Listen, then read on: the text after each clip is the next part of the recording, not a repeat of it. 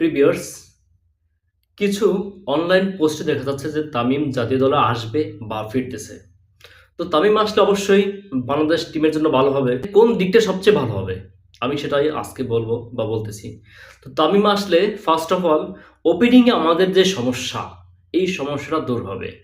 আপনারা দেখেন, শুধু তামিম নাই, অনলি তামিম একা নাই। এজন্য আমরা বিগত সেই বিশ্বকাপ থেকে, তার আগে থেকে আমরা দেখতেছি যে ওপেনিংয়ে আমরা সাফারিং করতেছি, ওপেনিং সমস্যা আমরা ভুগতেছি, ওপেনিংয়ে কেউ ভালো করতে পারে না। এই তামিম না থাকায় পাঁচটা ওপেনার আমরা পরীক্ষা নিরীক্ষা করে দেখেছি, কিন্তু কেউ কোনো কাজের কাজ করতে পারলো না। নাইম শেখ, সৌম্য সরকার, লিটন দাস, তারপর হলো রনি তালুকদার, তারপর তানজিদ তামিম হয়তো রিসেন্টলি ভালো করতেছে, কিন্তু বিশ্বকাপ থেকে কিন্তু পুরোটাই ফ্লপ ছিল।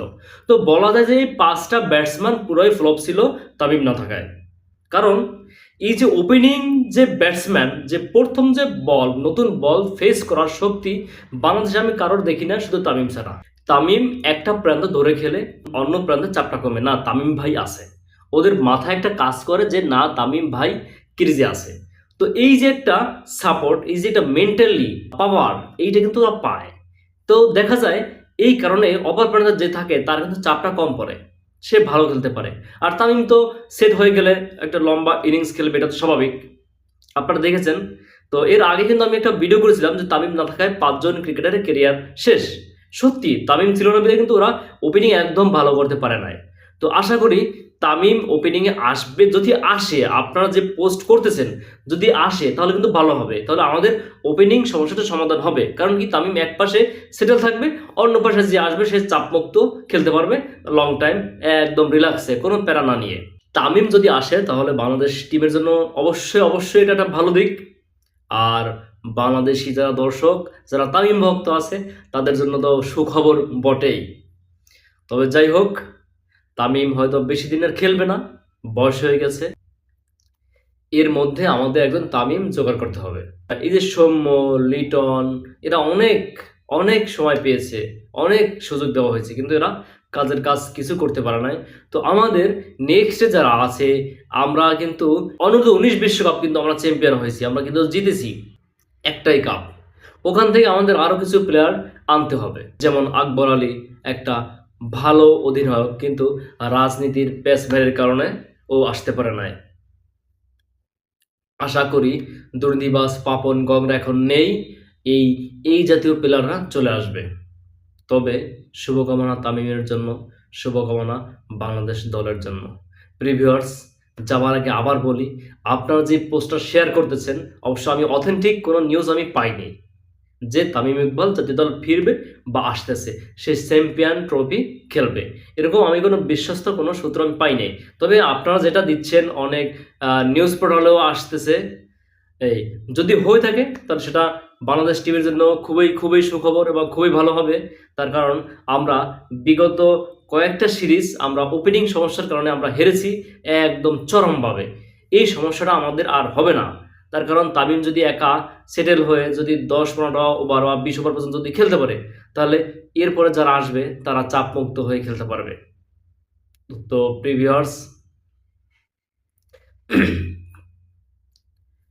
প্রিভিউয়ার্স, আপনারা বুঝতে পারছেন যে তামিম না থাকায় এই যে প্রিভিউয়ার্স আপনারা অবশ্যই টের পাচ্ছেন বা দেখেছেন তামিম না থাকায় বাংলাদেশ দলের কি পারফরমেন্স হয়েছে। এবং ব্যক্তিগত আমি যদি বলি, ব্যক্তিগত প্লেয়ারদের কি পারফরমেন্স, বিশেষ করে ওপেনিং আমাদের একদম বাজে খেলেছে প্রত্যেকটা বিশ্বকাপ।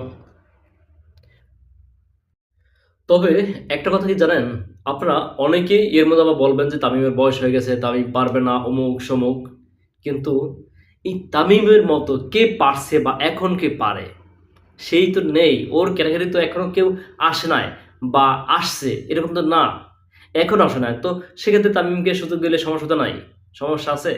আমার তো মনে হয় না। আবার অনেকেই বলবেন যে চাচার জোরে খেলে। আসলে চাচার জোর কতক্ষণ? আমি যদি ভালো খেলতে না পারি তাহলে চাচা দিয়ে তো কাজ হয় না। তবে আপনারা সবাই জানেন যে তামিম কেন অবসর নিয়েছে, তামিম কেন জাতীয় দলে নাই। তার একমাত্র নাটের গুরু হলো আমাদের গদি হারানো সাকিব আল হাসান এবং কোচ চন্দু বাহাদুর সিং। এই দুইটা পার্সন যে পাপনকে যা বোঝাইতো, পাপন ওইটাই বুঝতো। তো এই কারণে এই দুইটা পার্সনের কারণে কিন্তু তামিম জাতীয় দল থেকে অবসর নিয়েছে। কিন্তু সেই অবসর নেওয়াটা বাংলাদেশ টিমের জন্য একটা কাল হয়ে দাঁড়িয়েছে। তারপর থেকে বাংলাদেশ টিম আর ভালো খেলতে পারে নাই। একটা ম্যাচ আমি দেখি নাই যে তারা ভালো খেলেছে। বিশেষ করে তো ওপেনিং ছিল একদম নাজেহাল, নাস্তানাবুদ। তো যাই হোক, বাংলাদেশ টিমে অনেক অনেক দুর্নীতি হয়েছে, অনেক অপদার্থ লোক ছিল, তারা আজ চলে গেছে বা নাই, আগামীতে ভালো হবে এটাই কামনা। বিশেষ করে তামিমের জন্য শুভকামনা। তামিম যদি জাতীয় দলে আসে তাহলে তামিমকে মোস্ট ওয়েলকাম। ভিডিওটা ভালো লাগলে অবশ্যই শেয়ার করবেন। আল্লাহ হাফেজ।